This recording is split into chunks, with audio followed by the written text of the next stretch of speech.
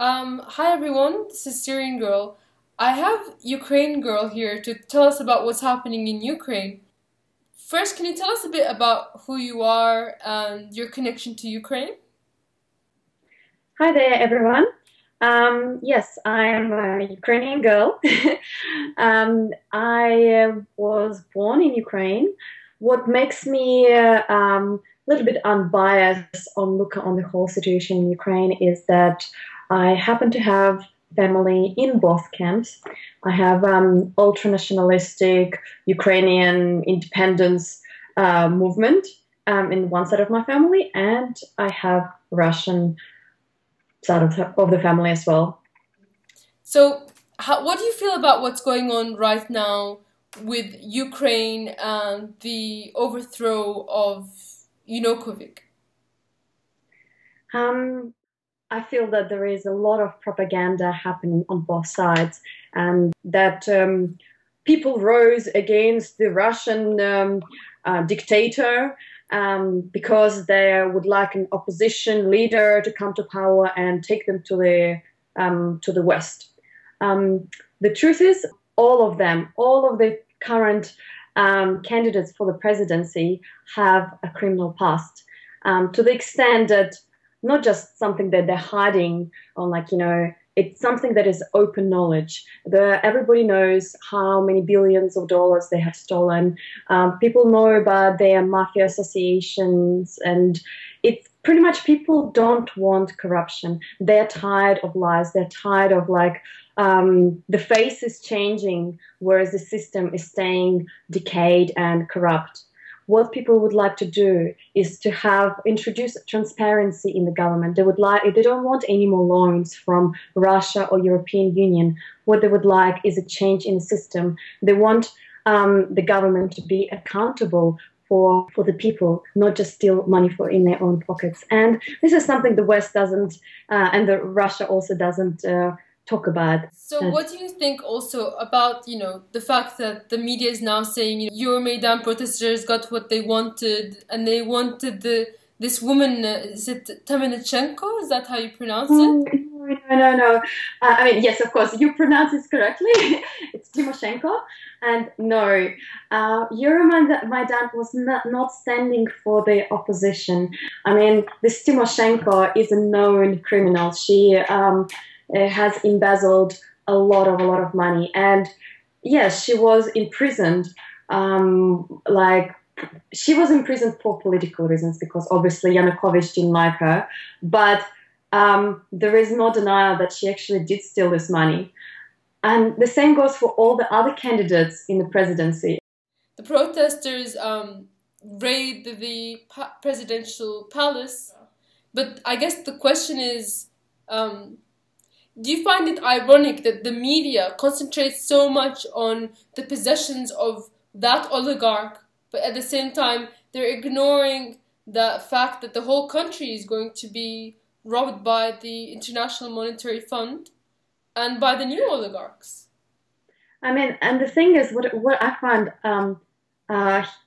ironic is the fact that they focusing on Yanukovych and his mentions and things like that, but all of the candidates to be president, they all have mentions like that too. It's like they all have billions and billions of dollars in Swiss accounts. If Yanukovych really wanted to suppress the protesters using violent means, he could have easily asked for military support. He could have had tanks. He could have had other military men coming in, and just pretty much shooting or whatever. But he was actually in the process of negotiating a peaceful deal with the protesters, and to have the peaceful re-elections happening in May. However, the opposition was feeling, if we don't use this chance, if we don't do something now, we will lose this movement. There will be peaceful resolution. Oh no, then there is a chance we will not be elected. And they could not tolerate that. They had to act, and obviously they hired snipers to make it impossible for any negotiations to happen, because everybody blamed Yanukovych for it. So yeah, That's it. I'm not pro Yanukovych, believe me. I believe that he's a crook and he has done a lot of damage to Ukraine. But at the same time, I think that just swapping one puppeteer for another one, I don't think it makes sense. Completely, I sympathize with this position. And I tell you something more. There is one woman, I think she's amazing. I listen to lots of interviews by her. Her name is Olga Bohomolets, and she was a doctor. She stayed on Maidan for the entire 3 months, and she was offering free medical help for anyone.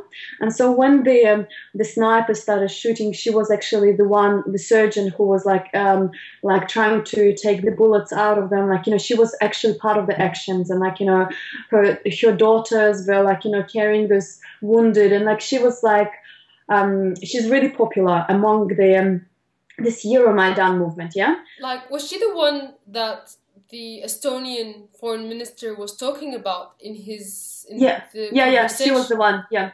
Mm-hmm.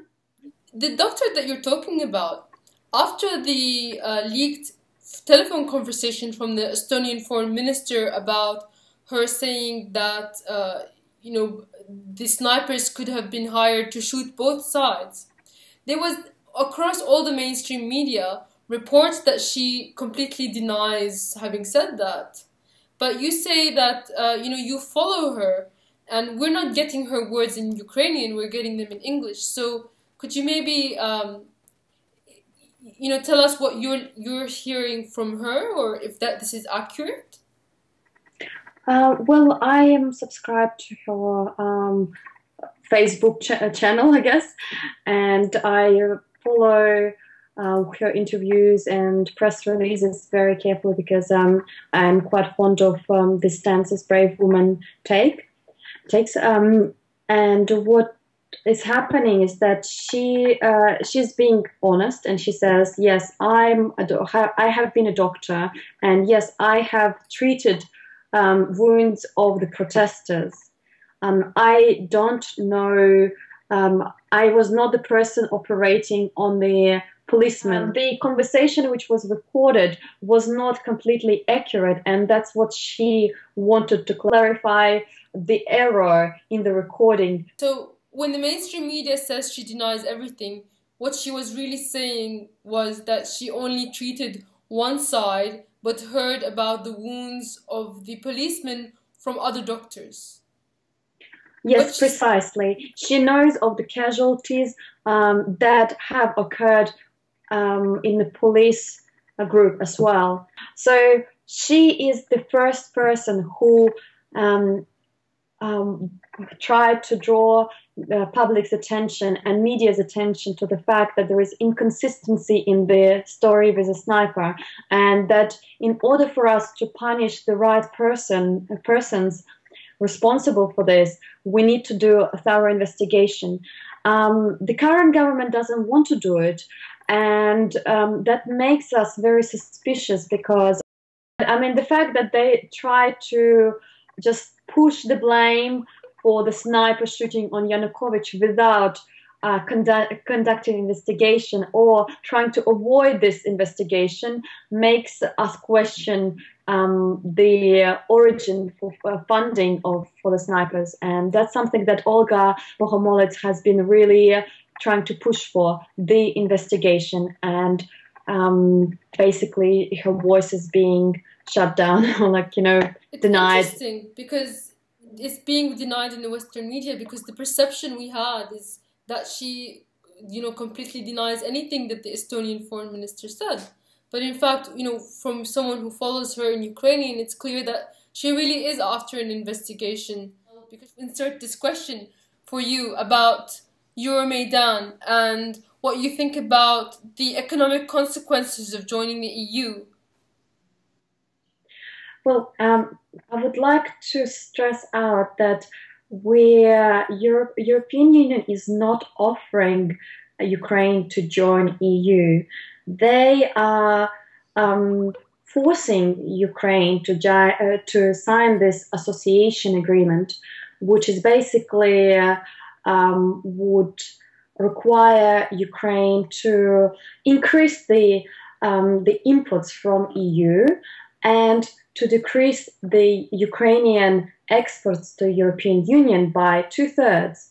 Moreover, they will also require Ukraine to raise prices on gas and electricity, to cut down on social services that they currently have, and further, and a lot of other economically suicidal things. What is Ukraine getting out of it? Yes, they're getting an extra loan of something like 15 billion over the next few years, but does Ukraine actually need another loan, considering that the country is in debt which is greater than what Greece had a few years ago? I mean, so basically what I'm trying to say that Ukraine is like an addict, and the government is constantly trying to get more money from here, from there, and it's like it constantly is looking for a fix, whereas the problem is so much greater.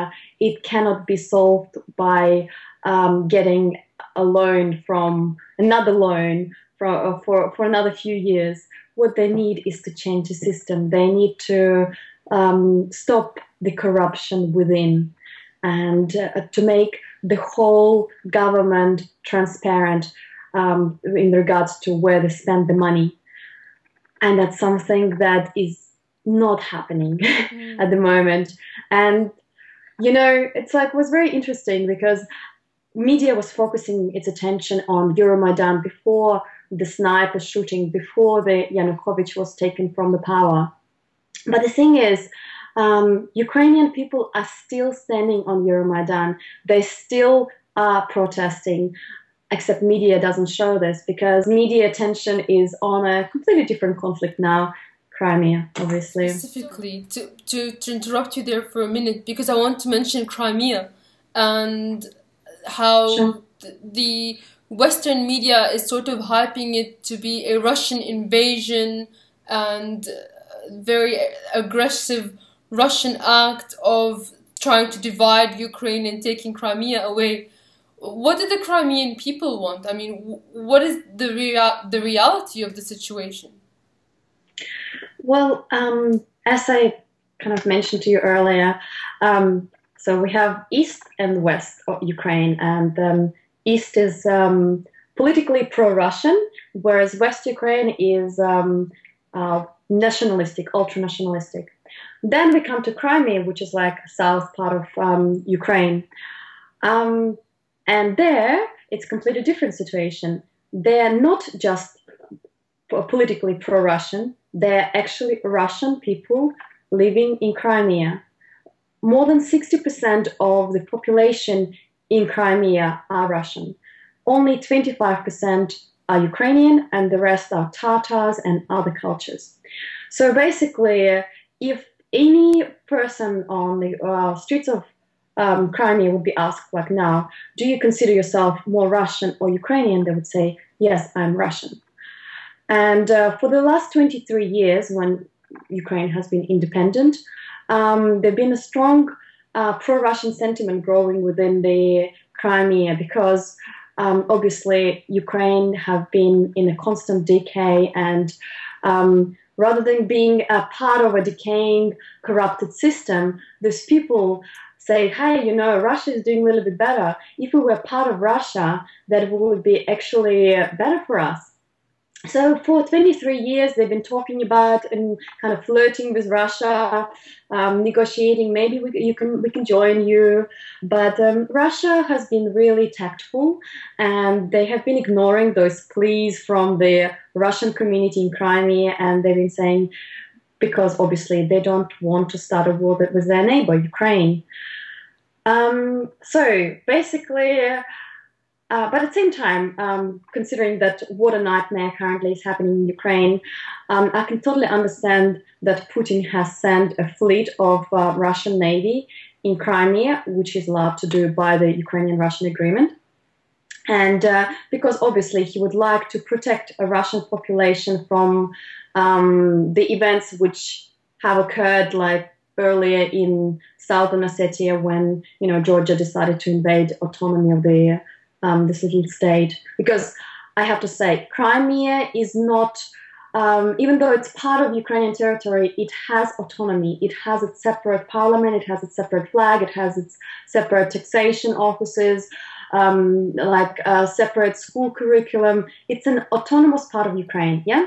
And so Russia would like to protect this autonomy of Crimea from the rest of Ukraine. I guess I just wanted to ask you as well about Ukrainian ethnicity, because in Syria I know that, for a long time, because of the Soviet Union, when we would meet a Ukrainian, we would just automatically think that they are exactly the same thing as a Russian. Well, the language is very similar, the culture and history is very similar as well. So I don't really understand, as a Syrian, maybe you can enlighten me, about really what sets the Russian from the Ukrainian apart. Well, okay. I think we have, obviously, all the Slavic nations have similar language, and obviously we share similar DNA and appearances. And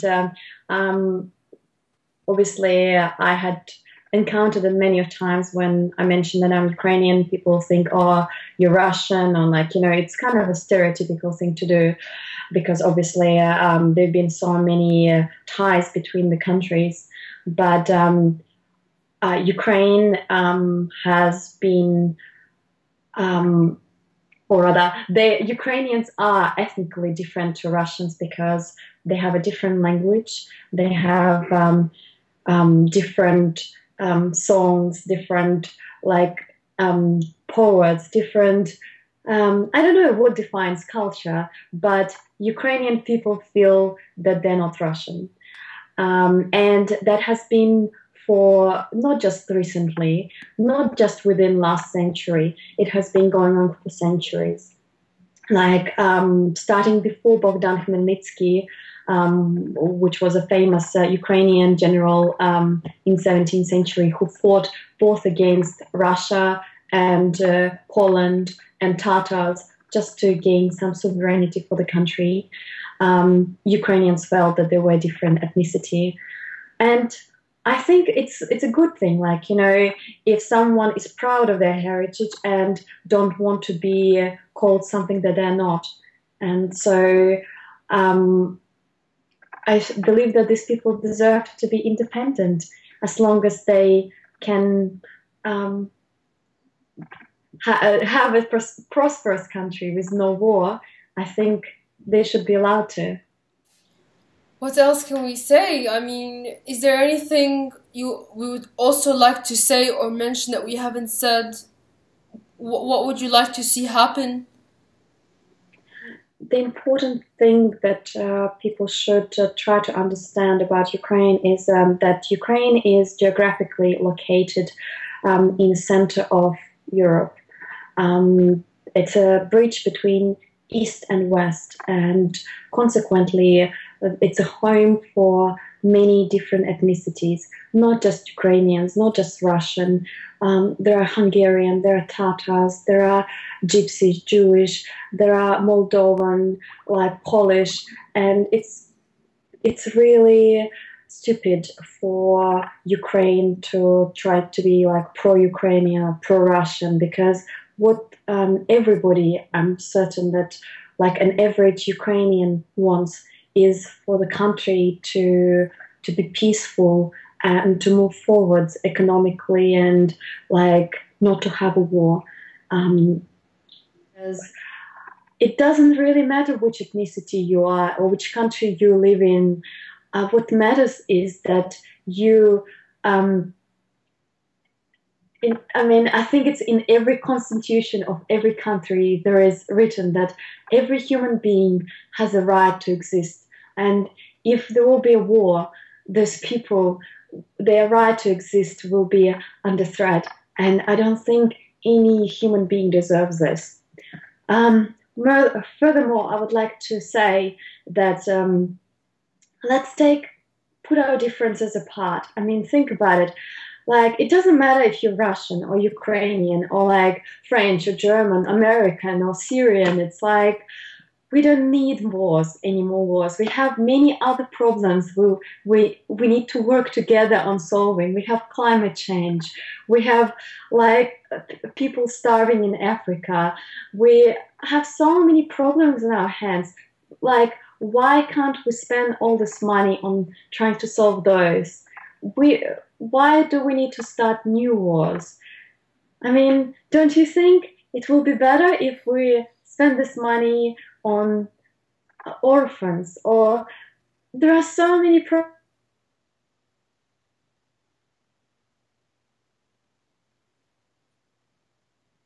trying to like without looking at this skin color, without looking at the language we speak or cultural identity we carry. What unites us is that we're all human beings, and we want peace, and we want to have the opportunity to have families and to raise them the way we want to. And that's something that politicians tend to ignore. I mean, it is so much easier to get a Nobel Prize for peace when you start a war and then you stop it, don't you think? Absolutely. It's just complete hypocrisy, isn't it? Yeah. Well, I want to really thank you for your time, and I wish your family and Ukraine very well. And I hope that no more bloodshed happens, or whatever scenario takes place. I hope so too.